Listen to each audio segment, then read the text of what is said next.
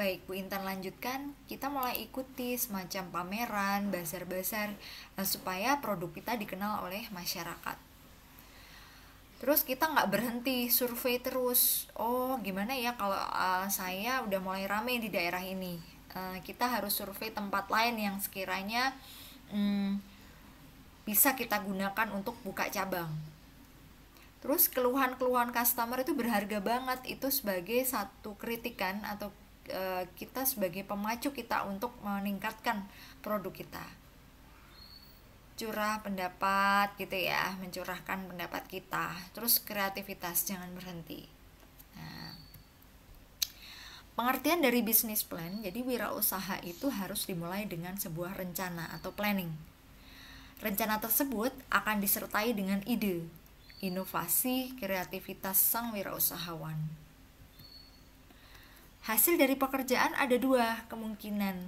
Kita berhasil, sukses, sehingga kita dapat uang, atau sebaliknya kita failed atau gagal, sehingga kita harus memikirkan kembali rencana kita. Tampaknya wirausaha baru itu cenderung melaksanakan kegiatan ada trialnya, ada kadangkala errornya, atau trying, jadi coba-coba gitu ya. Seandainya usaha yang dilakukan itu failed atau gagal, mereka akan beralih ke usaha yang lain. Jangan malah jatuh, malah nggak jadi usaha, tapi kita justru kita apa ya yang bikin gagal, kita beralih ke usaha yang lain. Para wirausaha baru di negara kita kebanyakan menyimpan rencana perusahaan itu di dalam pikiran, hanya dimain saja, hanya ide aja, tapi tidak dieksplor. Ini bukan berarti kita membenarkan model perencanaan di dalam pikiran saja loh ya. Kita harus aplikasikan, kita harus realisasikan. Akan tetapi, seorang pengusaha minimal harus punya catatan-catatan tertentu secara tertulis yang nantinya jadi proposal yang akan diikuti dalam pelaksanaannya. Apa itu rencana bisnis? Rencana bisnis tadi di awal sudah dikatakan sebuah planning dalam memulai usaha. Rencana bisnis di sini dikatakan juga dokumen yang harus dipersiapkan sebelum melaksanakan kegiatan bisnis. Jadi catatan-catatan kecil yang kalian susun tadi berubah menjadi sebuah dokumen yang akan kalian laksanakan sebagai sebuah kegiatan bisnis. Walaupun bisnis mungkin beragam dalam aspek produk atau jasa yang diberikan. Nah, setiap rencana bisnis ini punya beberapa elemen. Elemen pokoknya antara lain ada deskripsi bisnis, produk atau barang dan jasa, ada analisis pasar, ada rencana pemasaran, ada rencana produksi, dan analisis keuangan. Business plan adalah dokumen tertulis yang disiapkan oleh wirausaha yang menggambarkan semua unsur-unsur yang relevan, baik internal maupun eksternal, mengenai suatu usaha. Bu Intan ulangi bahwa business plan adalah dokumen tertulis yang harus dipersiapkan oleh wirausaha yang menggambarkan semua unsur-unsur relevan, baik itu internal maupun eksternal, mengenai suatu usaha. Business plan itu umumnya dalam bentuk perencanaan terpadu yang menyangkut pemasaran, modalnya dari mana, produksi, dan sumber daya manusia. Nanti saatnya kita akan bahas mengenai permodalan ya, tapi itu nanti. Nah, kenapa penting sekali kita belajar business plan? Rencana usaha itu harus dibuat tertulis sehingga bisa dijadikan sebagai rujukan dan pedoman untuk menjaga agar kita terarah kegiatan bisnisnya dan fokus pada pencapaian tujuan. Perlu nggak sih adanya business plan itu? Perlu sekali.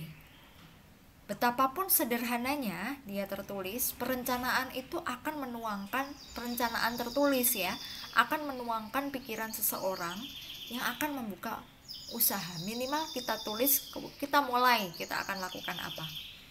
Seperti mind map ya. Seperti tentang usaha yang akan dipilih, tempatnya di mana, siapa konsumennya, berapa kebutuhan modalnya, dan berapa perkiraan tentang keuntungan yang akan diperoleh.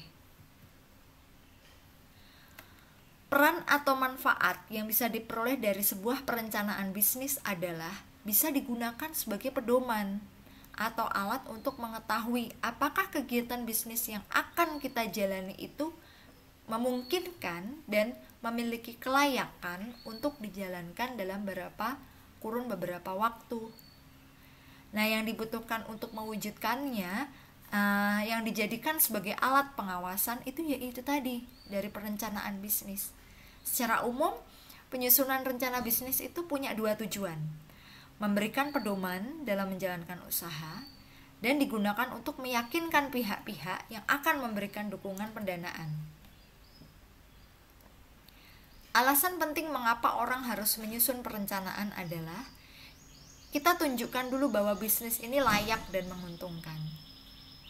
Untuk mendapatkan pembiayaan bank, untuk mendapatkan dana investasi, untuk mengatur dengan siapa harus bekerja sama, untuk menarik tenaga kerja inti. Nah, pertama, untuk menunjukkan bahwa bisnis ini layak dan menguntungkan, perencanaan usaha akan membuat kita dapat melihat dengan jelas apakah usaha yang akan kita jalankan nanti berhasil nggak sih, tinggi nggak sih, atau kita bisa meyakinkan orang lain atau tidak ya, apakah ini akan merugi bila melakukan kerjasama dengan kalian. Nah, jadi satu, Bu Intan ulangi, untuk menunjukkan bahwa bisnis ini layak dan menguntungkan. Dua, untuk mendapatkan pembiayaan bank.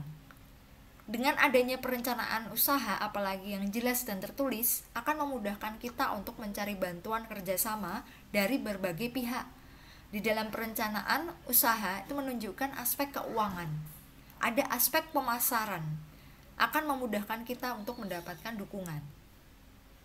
Untuk mendapatkan dana investasi, perencanaan usaha yang jelas bisa memungkinkan kita untuk mendapatkan pinjaman melalui pihak-pihak lain yang potensial dan akan mendukung pemenuhan investasi dari usaha kita itu.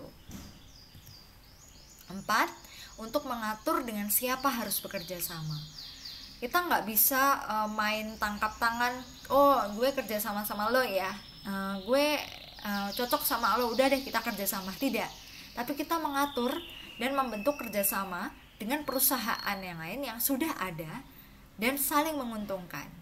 Contohnya para produsen yang dapat diharapkan untuk memasok barang untuk perusahaan kita. 5. Untuk mendapatkan kontrak yang besar. Jadi perencanaan itu baik menarik minat perusahaan yang lebih besar, itu memberikan pekerjaan atau kontrak yang dapat dikerjakan oleh perusahaan kita. Untuk menarik tenaga kerja inti, perencanaan yang baik mengundang orang-orang tertentu yang potensial untuk yang punya keahlian untuk bergabung. Wah, aku mau kerja di sini nih karena prospek nih, tenaga kerjanya lebih banyak dan SDM-nya bagus.